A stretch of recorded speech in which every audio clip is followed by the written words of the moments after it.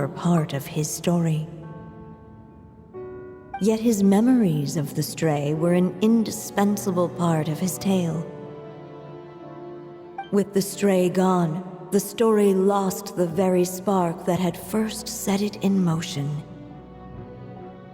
In the end, the little dragon's story faded into nothingness, and in the world beyond the castle, only the evil dragon's tale endured. Who am I? Is this me? And so the story ended, with the little dragon fading from sight, leaving nothing but the evil dragon's shadow in his place. Oh no! Madurin! Ugh! Way to go, hat guy!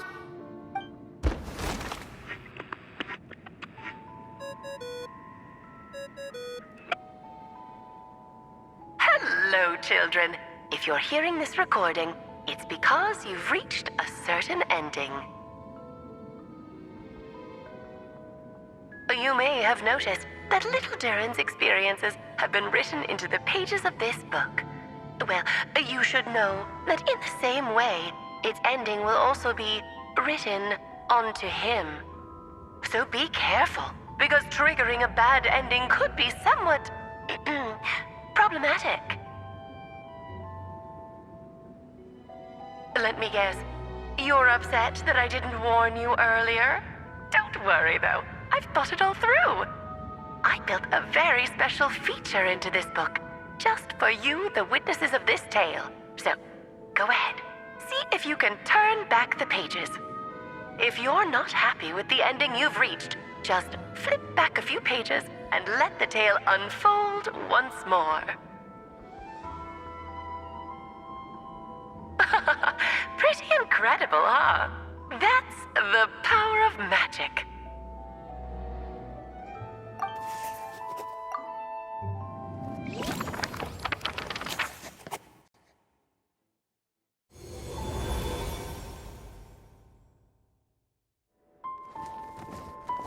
Ugh! That last ending was awful. No way we're picking that path again.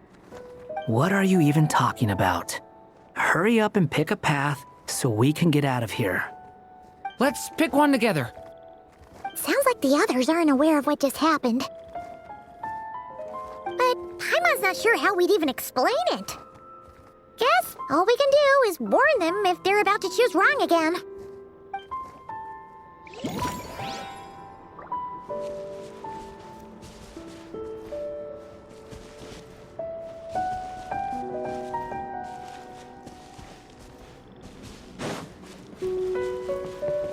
Looking back the way he had come, the little dragon saw a gentle glow, a warm light that reminded him of somewhere familiar.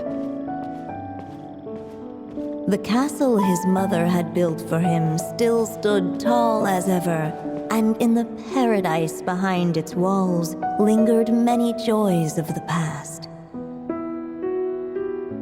Its gates were always open for him, a haven where no tales of wicked dragons were told.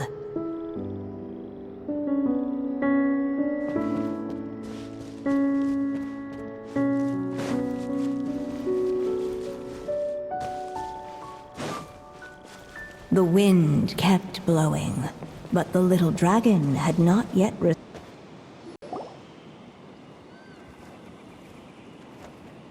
If we go this way, we'll be heading back to Mondstadt just like we planned. Out of all the options so far, this seems like the safest, right? At least we know what happens next. He helps stop the evil dragon from returning, gets a new body, makes a whole bunch of friends, who all just forget about him. But you didn't forget, Hat Guy. I'm just saying, choosing this path wouldn't solve the main problem. You'd still end up being forgotten. Huh.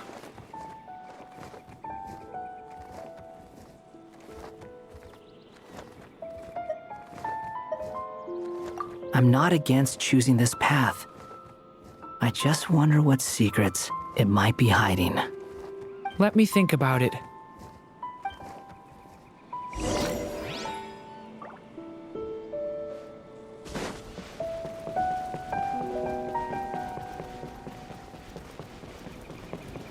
I still think you should keep going, little dragon. If you leave the castle, you can accomplish something amazing and make a bunch of friends along the way. Really? Then let's go! Unable to preserve his story, the little dragon wandered astray. Fortunately for him, a certain prophetess had left behind a prophecy to guide him.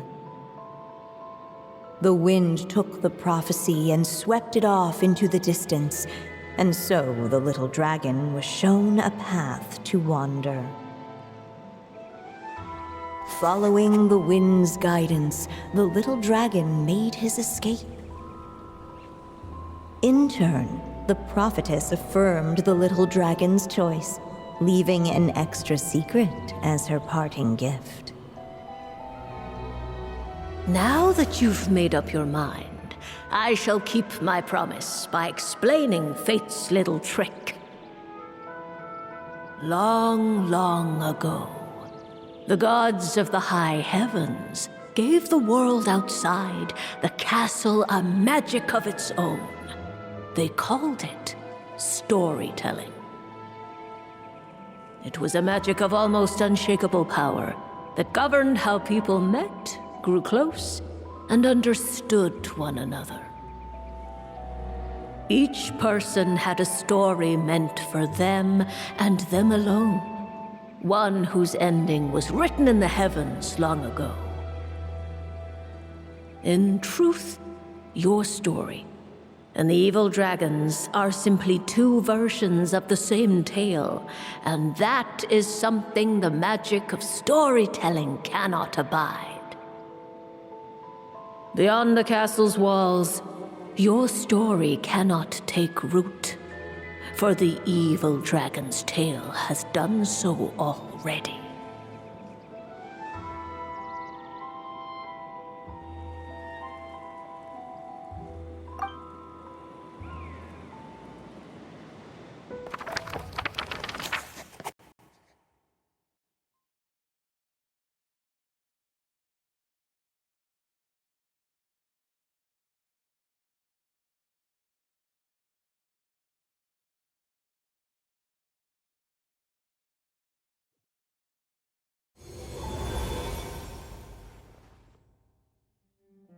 So, that was the secret? Huh.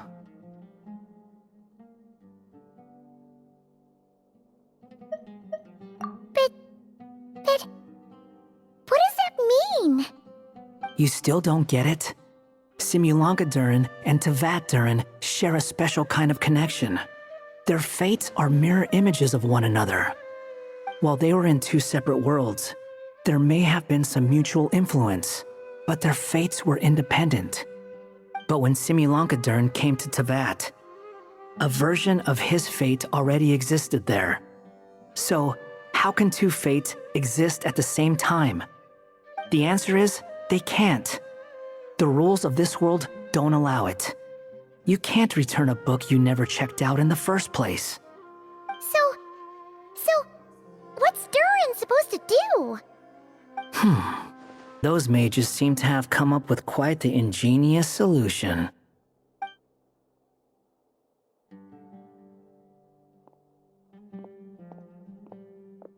I'm here to make a return. As I said, there's no record of Volume 5 of this series ever being checked out. Then just think of this as Volume 6. Based on what I know, the author was planning on publishing another volume anyway. The catalog does have a slot reserved for Volume 6. So, this is it? Sure, let's go with that. All you need to know is, I'll be the one writing this series from now on. You... What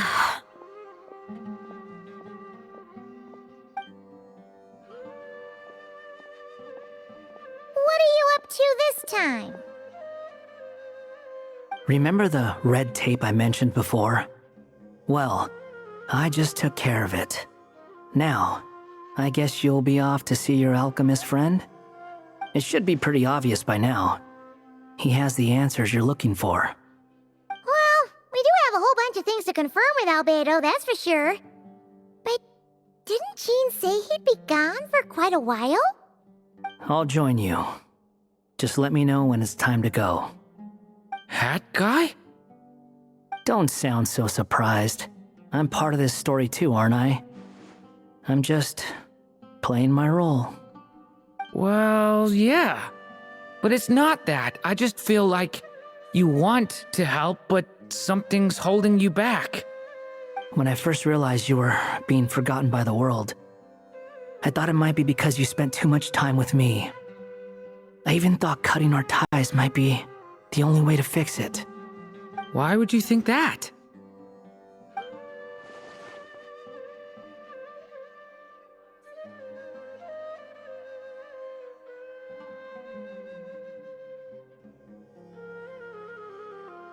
It doesn't matter now.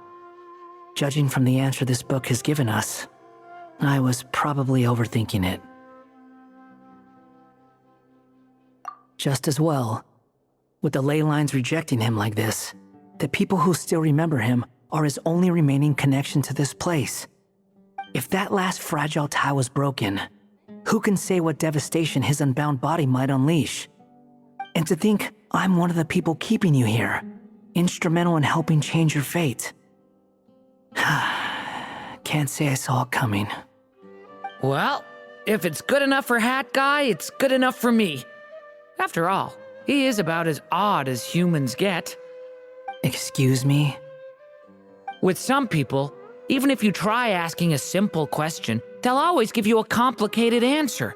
And the more you ask, the more complicated it gets. Truth is, Hat Guy's just that kind of guy. Whatever. All I needed was a yes or no, so we can quit it with all the back and forth.